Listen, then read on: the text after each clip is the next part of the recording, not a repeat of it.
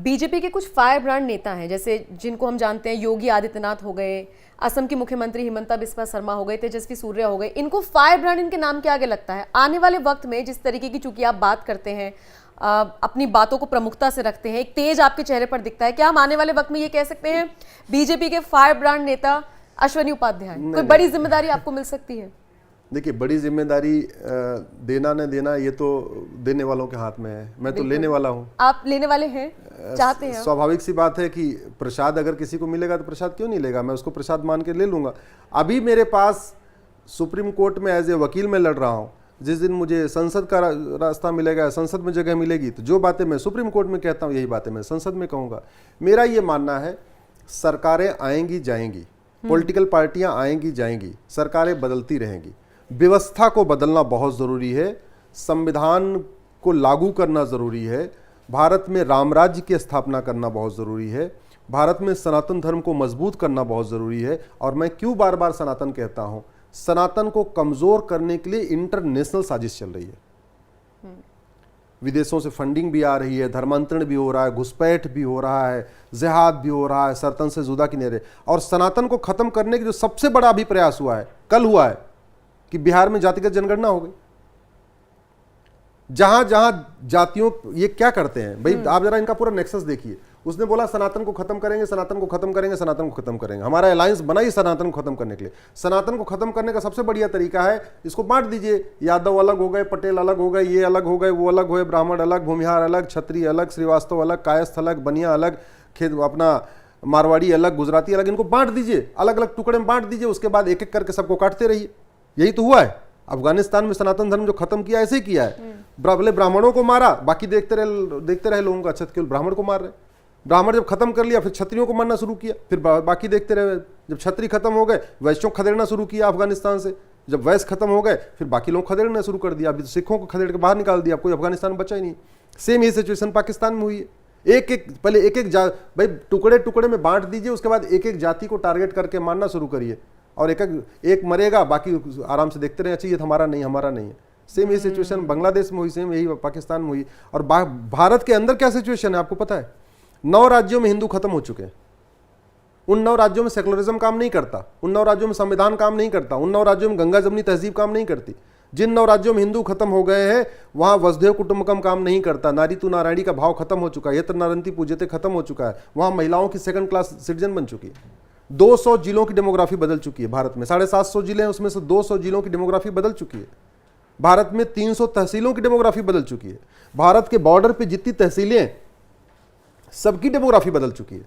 आप चाहे उत्तर प्रदेश का जो नेपाल के बॉर्डर वाला जितने तहसीलें हैं, जितने जिले हैं, उनका डेमोग्राफी देख लीजिए। असम के बॉर्डर पे जितनी भी तहसीलें जिले, उनकी डेमोग्राफी बदल चुकी है। बंगाल का मुर्शिदाबाद वाला जो बॉर्डर है, उसका पूरा देख लीजिए, खत्म हो चुकी है। गुजरात के कच्छ और भरूच की पूरी डेमोग्राफी बदल चुकी है। हमारे भारत के किनारे किनारे 200 जिले हैं जो बॉर्डर को टच करते हैं, 300 तहसीलें हैं जो बॉर्डर को टच करती हैं। इन 200 जिलों और 300 तहसीलों की डेमोग्राफी बदल चुकी है। और अगर राज्यवार देखिए तो कश्मीर की डेमोग्राफी बदल चुकी है, नागालैंड की बदल चुकी है, मिजोरम की बदल चुकी है, लक्षद्वीप की बदल चुकी है, मेघालय की बदल चुकी है, मणिपुर में आप देख लीजिए डेमोग्राफी बदल गई, हिंसा शुरू। शांति, जहां जहां सनातन है, सनातनी लोग हैं, वहां शांति है। जैसे सनातनी खत्म होते हैं, अशांति बढ़ जाती है। उदाहरण कश्मीर है, उदाहरण मणिपुर है, उदाहरण बंगाल है। ये आपके सामने है। अच्छा, अब देखिए होता क्या है कि हमारे जो देश के युवा हैं, जो नौजवान हैं, वो भविष्य है हमारा। उनके लिए अश्वनी उपाध्याय की कोई भी ऐसी 2 या 3 सलाह जो उन्हें माननी चाहिए। मैं लास्ट में आपसे यही चाहूंगी कि आप उन्हें ये चीज बताएं। आपको लगता है कि उन तक वो बात पहुंचनी चाहिए और उनको फिर इंप्लीमेंट भी करनी चाहिए नौजवानों? मेरा ये मानना है कि भारत के युवाओं को सबसे पहले तो घर में रामायण या भगवत गीता रख लेना चाहिए और थोड़ा थोड़ा पढ़ना चाहिए। मैं कह रहा हूं पूरा रामायण नहीं पढ़ सकते तो रामायण का एक कांड पढ़िए, उसको कहते हैं उत्तरकांड। पूरा उत्तरकांड नहीं पढ़ सकते तो श्लोक नंबर 20 से 30 पढ़िए, जहां राम राज्य का वर्णन है। पूरी भगवत गीता 18 कांड नहीं पढ़ सकते तो कम से कम उसका चैप्टर 3 कर्मयोग पढ़िए। पूरा वो भी नहीं पढ़ सकते तो कर्मण्डेवाधिकारस्ते मा फलेषु कदाचन, इतना तो पढ़िए। जब तक भारत के घर घर भगवत गीता और रामचरितमानस नहीं पहुंचेगा, तब तक हमारे युवाओं को पता ही नहीं चलेगा कि भारत की संस्कृति कितनी अच्छी थी। भारत में भाई युवाओं को क्या किया, आप जरा सोचिए। इनको बाबर, हुमायूं, तुगलक, गोरी, गजनी तो पढ़ा दिया, राजा मानधाता नहीं पढ़ाया, राजा रघु के बारे में नहीं पढ़ाया। एक से बढ़कर एक हमारे पूरे राम के, भगवान राम के अगर पूर्वजों को देखिए तो कितने बड़े बड़े महान राजा हुए, नहीं पढ़ाया।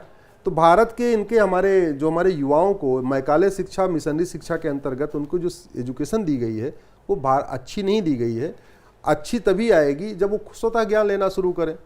आपका एक चैनल है धर्म, क्या कहते हैं उसको? धर्म ज्ञान। तो आपका चैनल सब्सक्राइब कर लें, थोड़ा धर्म ज्ञान से धर्म लेते रहें, थोड़ा हमारे पेज पे आ जाए, हमारा फेसबुक पे आ जाए, थोड़ा वहाँ से भी धर्म ज्ञान मिलता रहेगा। धर्म को समझें। भारत धर्म निरपेक्ष नहीं है, भारत पंथ निरपेक्ष है। और जब तक धर्म को समझना इसलिए ज़रूरी है क्योंकि यतो धर्मस्ततो जय, ये भगवत गीता भी कहती है, पुराण भी यही कहता है, सुप्रीम कोर्ट भी यही कहता है। और किसी के बहकावे में ना आए कि भारत धर्मनिरपेक्ष है। भारत में इनफैक्ट संविधान का लक्ष्य ही है राम राज्य की स्थापना। इसलिए ये सोचें कि कौन सी पॉलिटिकल पार्टी जाति के आधार पर तोड़ रही है, कौन सी पॉलिटिकल पार्टी सबको जोड़ रही है, कौन सी पॉलिटिकल पार्टी भाषावाद फैला रही है, कौन सी पॉलिटिकल पार्टी क्षेत्रवाद फैला रही है, कौन सी पॉलिटिकल पार्टी नक्सलियों का समर्थन करती है, कौन सी पॉलिटिकल पार्टी माओवादियों का समर्थन करती है। अल्टीमेटली ये देश युवाओं का है, वो फ्यूचर जनरेशन है, वो फ्यूचर सिटीजन है। उनको ये देखना पड़ेगा, भाषणबाजी पे न जाए नेताओं के, बतौलेबाजी पे नहीं, उनके काम पे देखें ये व्यक्ति करता क्या है।